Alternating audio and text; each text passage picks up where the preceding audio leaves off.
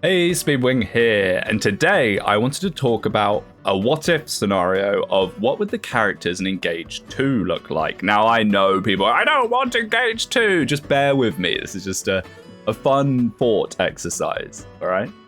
So for this, we're going to assume that they would not reuse any characters, and I'm going to include DLC characters in this as well, just to make it a little more interesting. So, number 1. Marth replacement. Now, there's a very obvious choice for this, but I'm actually going to go for someone different. But let's go over the obvious choice first. And that is Shida. I think Shida would work pretty well. She has a lot of weapons that would lend themselves very well to engage weapons. You know, she could have the wing spear, she could have the dragon pike, she could have the gradavu, you know, just have a range of lances. Now, something that I think would be fun is a reference to the fact that Shida recruits so many men into Marth's army, so she could have an ability that was like a charm. Perhaps this could even be her engage attack. I mean, this is going to be really, really strong, but, you know, it's fun, and that's what really matters. So perhaps for a turn, she could make an enemy unit be playable. Now, this would be outrageously busted. I think it'd be quite fitting to Shida as a character. But I'm not actually going to pick Shida here.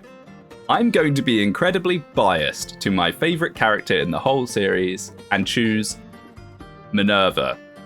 I think Minerva would be awesome as a ring. She'd be so cool. You could get her to give people extra movement, flying around. She's got the Hautclair as an engage weapon. And for her engage attack, I would give her triangle attack. This is something that I really don't understand about Engage. Engage is a game that references the whole series and has references to pretty much everything. But as far as I'm aware, there's no triangle attack or triangle attack reference. I don't know if maybe someone talks about it in a Bond conversation, but off the top of my head, there's no triangle attack. So what better than to have Minerva call in the White Wings for a triangle attack as her Engage skill? I think it'd be really fun. But I am incredibly biased, and realistically, it probably should be Shida instead. Now, this one isn't a replacement because there's nothing to replace. But where is the mystery rep? Is Marth just meant to be the both of them? I mean, it's strange because when they did Path of Radiance and Radiant Dawn, they did Ike and Micaiah. They didn't just do Ike. I feel like Intelligent Systems kind of wants people to forget that mystery even exists at all.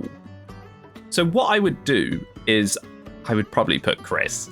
I know, Chris is one of the lesser liked characters in the series. He is the progenitor of the Avatar, the hated Avatar.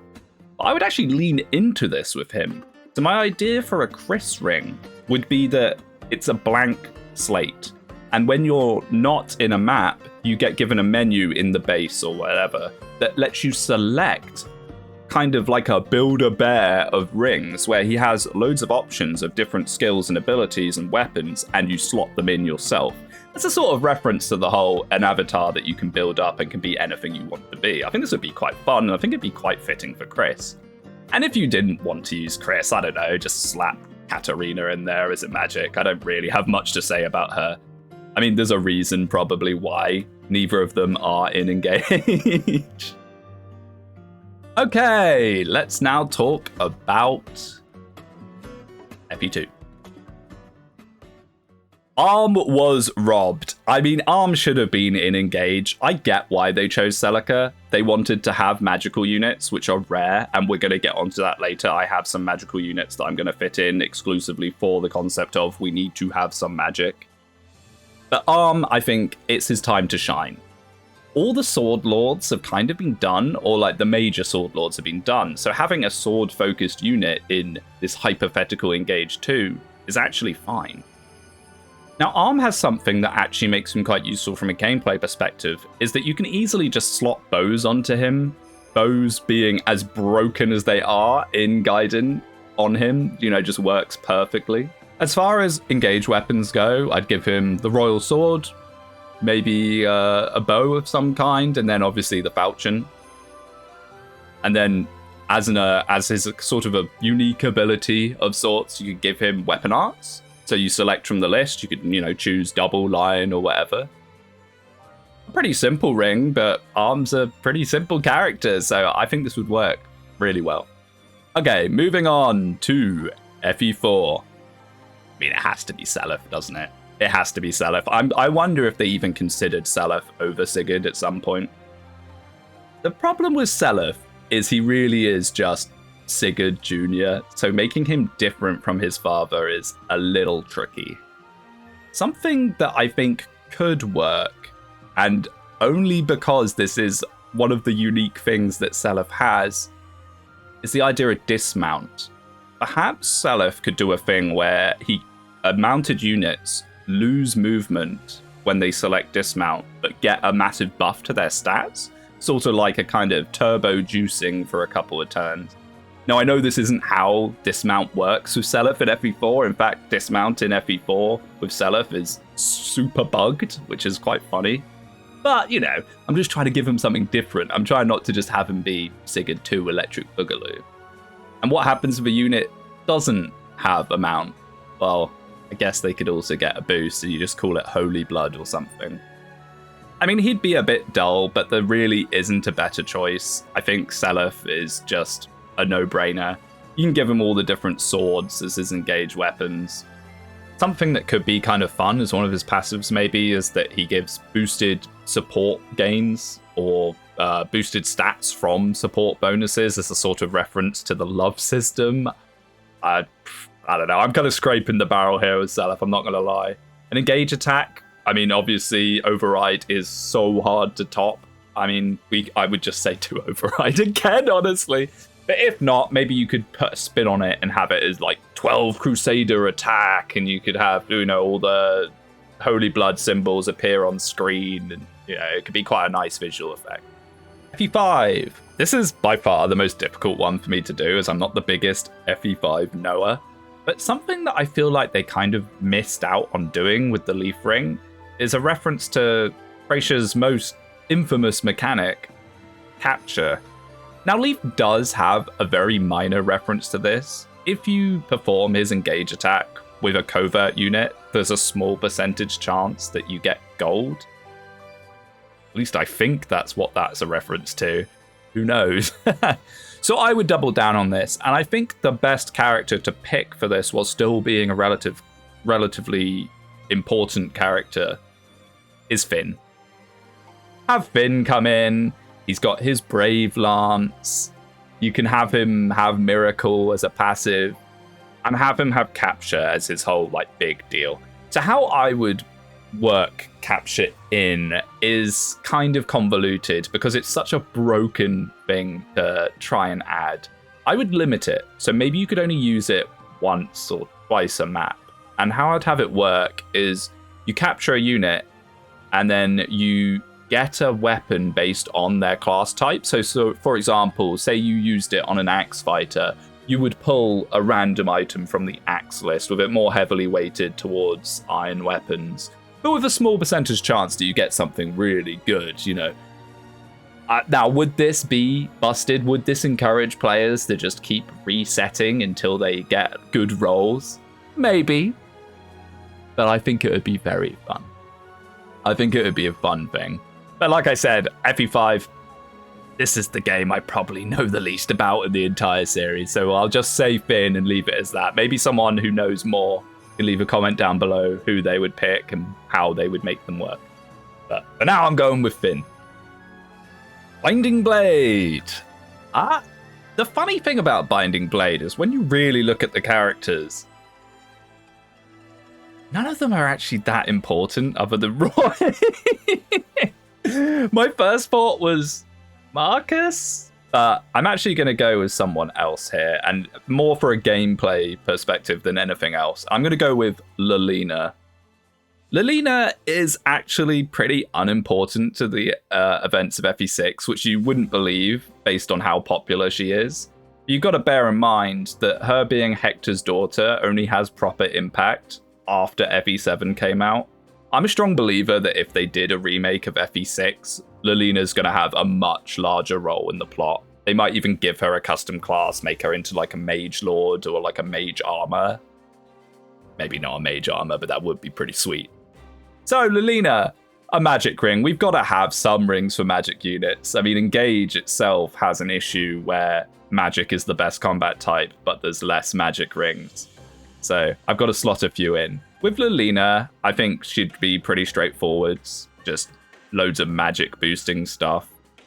I'd give her, for her engage weapons, I mean, 4-blaze. I mean, the thing with 4-blaze is it's either her final engage weapon or it's her engage attack. You could have an engage attack with 4-blaze where it kind of hits a big area of effect and sets the ground on fire. Or you could go and give her bolting. Seeing as Lynn's being removed, you kind of don't have an Astra Storm anymore. Lilina could be like a magical Astra Storm with bolting. Maybe have like bolting hit across the map in a splash radius to make it a little bit different, make it stand out. But yeah, Lilina, I mean, I don't have a lot to say about her. She's a pretty bland character, unfortunately. She's very cute, and isn't that what matters? FE7, I know who should probably be here. He was somehow dodged in both the first selection and the DLC slot for FE7. But I'm actually still going to ignore him. Sorry, Elliewood fans. My pick for FE7 would be Ninian. Now, hear me out on this.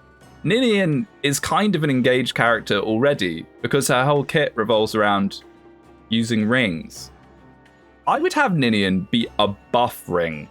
So I would have her kind of abilities be revolving around selecting the different things like Nini's Grace or whatever it's called. You could have a menu like the Corrin Dragon Veins where you kind of go down the list, pick the buffs you want, and it would give a buff to the units around whoever's got her in a radius. And then as far as her engage attack goes, you could give her turning into a Manakete and doing a big Manakete thing. Perhaps maybe to lean even harder into the whole buffer thing, her gauge attack could increase the range of the buffs, or maybe it could debuff the enemies, so you can kind of have best of both worlds where you're kind of buffing and debuffing in one. Like, Hortensia kind of proved that you can have characters that aren't called a dancer that are mostly or nearly entirely utility. You know, Hortensia is one of the best characters in Engage, but her combat is bad. So having a utility ring in the form of a buffer debuffer, I think there's no better choice for that than Ninian. Unlucky Elliewood fans. FE8. This is another really difficult one because we've lost Erica and Ephraim. I'm like, you know, you could maybe make an argument for have Ephraim. I just said Ephraim and Ephraim. I don't really know which one it is, so I'm going to use both interchangeably. You could have him and have him be the main thing, but we kind of said no characters that are already in. So let's try and not do him. For this, I guess we'd have to pick the man, the myth, the legend, Seth. Now, how do you make Seth interesting? I don't know. He has his silver lance. He destroys everything. Like, just have him be this overwhelming, powerful ring. As far as like skills go, something that I think could be interesting, and this is something that isn't particularly referenced in Engage, is Rescue Drop. You could have Seth be the Rescue Drop ring as a reference to, you know, obviously GBA. Have him have the ability to pick up units and drop them off. Maybe make his whole thing abound kind of mobility in doing that. Could work. Could work. It's Seth. I mean, FE8's really difficult. It's another one of those games where the main characters and the main plot characters are Ephraim, Erica, and Leon. And Leon's a bad guy. You can't really have a Leon ring. You could do Inns if you really wanted to scrape the barrel for more bows. FE9. So FE9's kind of tricky because they took Soren, and Soren is the obvious second choice. Part of me kind of wants to go with Titania, but the problem with that is that's just yet another horse unit. How do you make her stand out? So what I would do is, rather than pick an individual character, I would pick a Laguz ring. Have a sort of like ring of the Laguz, and have it operate like like barbarian totems from D&D. So you swap between the different stances. You could have cat, which gives you more speed and a claw attack. You know, bird, which gives you beak and more movement. Dragon, which gives you more strength and gives you a breath attack, or maybe it gives you like the tide skills or something. And then you could kind of like swap between them as your different stances. It's kind of difficult because, like, in terms of just picking an individual character, none of the Lagoos actually are that important or stand out that much. I mean, you could do like a Ranulf ring, but I think it's far more fun to have all the Lagoos types present and you pick between them. And the engaged weapons would just work differently. It would just be you have claw, beak, breath instead. Then as the engage attack, you could maybe have it so you get all of them at once, you know. You get all the benefits at once for a limited amount of turns, giving you a kind of like hypercharge.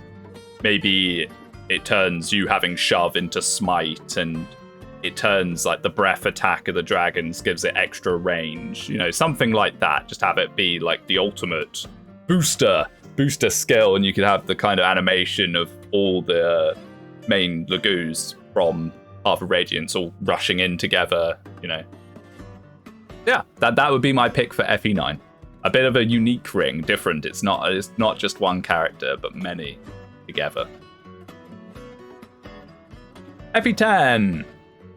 It's gotta be so. I mean, I think so. I think he would make a very good early ring to give to the player, like one that you get from the start of the game, and have him be a sort of Jagen ring. Because what is he sort of known for? Well, being strong and falling off. But what's interesting about him is you can make him utility. So give him Bane, so he has an option that when you attack, you could choose Bane to leave enemies on 1 HP, allowing you to feed XP into your weaker units. Also, because he's a thief, you could make him a thief, give him the ability to steal. This is something that's missing from Engage. Despite having a thief class, there's no stealing. So you could put stealables on enemy units that can only be gotten by someone using the steal ability. I don't know. It works, doesn't it? There's probably something that you can do with Blossom as well. Maybe have that be the trade-off. Do you want him to be your kind of Jagen unit, setting up kills and providing utility, or do you want to put him on a trainee unit and take advantage of having slightly higher growths? Now, I would not make it like Starsphere. Starsphere from Tiki is so broken. I would have it be a passive that you can only get if he's equipped. You couldn't inherit it as a way of trying to balance it. So it's that kind of choice of who do I give this buff to. As far as his weapons go, just a bunch of daggers, really. You could give him a bunch of daggers. And his engage attack could be Mickey flying on in and just nuking something. Awakening. This is another difficult one because the obvious choice is Brom or Robin, but they're both in the DLC. They managed to fit them both in together. Which then leads the question of who actually matters in the Awakening story that isn't Brom, Robin, or Lucina? Surprisingly few. So I'm actually going to take this opportunity as a way to fit in a healer, because we haven't got a healing ring. And I'm going to pick Lissa. Now, Lissa isn't the most interesting choice, but I think that she would work pretty well. You can give her staves, stave utility, boosts to staves, even have a bolt axe as one of her weapons. You know, maybe her engaged weapons could be 2 staves and a bolt axe. As far as her engage attack goes, I think you could do like a Awakening throwback to the whole idea of the children coming through portals. I don't know why they didn't do this with Lucina. I feel like that would make more sense with her. You could have it so one of those Awakening Deep Realm portals opens up and maybe, you know, Owain comes out of it and slashes people up. Or maybe you could have it so it's a random child from the pool of the children comes through the portal and defends Lissa and takes out whoever's in front of her. As far as just like general abilities go, I guess you do something with pair up again. maybe you could attach Alyssa onto another unit. So you have a unit with a ring and then also Alyssa attached to them, providing them the chance to block damage and attack. You know, they kind of already did this. Bonded Snore. We don't talk about Bonded Snore. But I think there's a way you could make like a kind of weaker, more balanced version of it, and that would be very fitting for Awakening. But yeah, I'm just taking the easy route here to give us a healing ring. So we're going to go with Lissa. Fire Emblem Fates. I mean, we all know who the pick here is going to be. Why did she not get in as DLC is crazy to me. I mean, I can think of two very big reasons why Camilla was included instead, but this is a character that's actually relevant to all three of Fate's roots. Azura. I mean, why Azura? Azura arguably is as much of a main character as Corrin is. And this gives us a chance to have a dance ring. Hey! I do not really understand why Byleth is the dance ring in Engage. It's like, oh, don't you remember the time Byleth chose a student to become a dancer? It's weird to me. Or maybe the idea of it was you know, the magic time traveling powers that Byleth has. I don't know, but anyway, Azura just works. Azura works perfectly. She can do group dances. She can regenerate people around her. Maybe much like Ninian, she could give people buffs, but maybe would leave that to Ninian. I'd love to include some kind of Valor thing with Azura. Perhaps you could have her kind of do a inversion around her or something that changes how terrain works. She could kind of invert terrain bonuses as a way of kind of sending them to Valor. I think that could be a fun idea. I mean, that's something that I'd really like to see Fire Emblem mess around with more, is player interactions with terrain.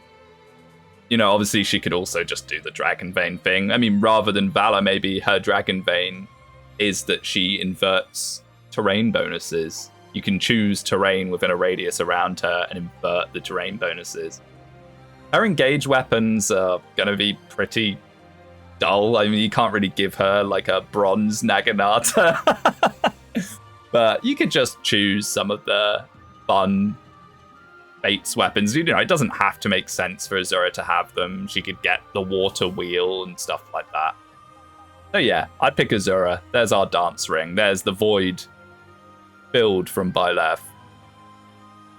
And you get to do the fun thing where you can have her play the ocean's grey waves, you know, do a little melody of the ocean's grey waves whenever she dances someone.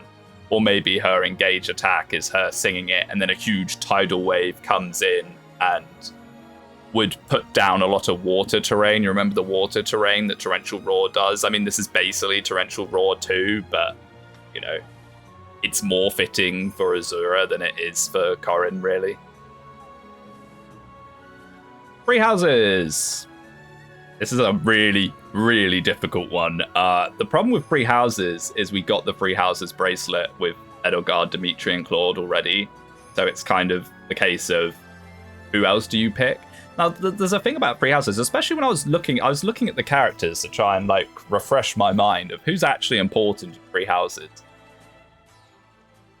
Like no one outside of the main lords and Byleth. I'm sure I'm going to get a lot of angry free houses fans saying, actually, that's not true. Petra is very important. Like, they're all just retainers, effectively. They're retainers that they could be removed and not much would change, which makes this really challenging. I mean, I really do feel like they was too greedy making Edelgard DLC. They should have made Edelgard be the Free Houses ring, not Byleth, and put her into the story early on. I think a lot more people would have taken to Engage if Free Houses was their only game, and then they're like, oh, I know this character, rather than Sigurd.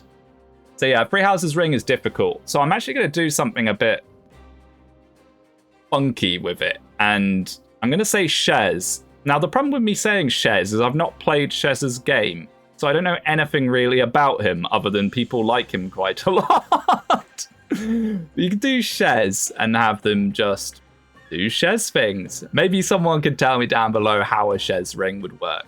I mean, in terms of characters I do know, I guess you could do Flane. This is another opportunity to have a magic ring. You could have Flane and you could have her whole gimmick be like a weapon master. I know she's not, but the deep lore of Flane, you could have her have access to basically all the, what are they called? The ancestor weapons, the funny bone weapons.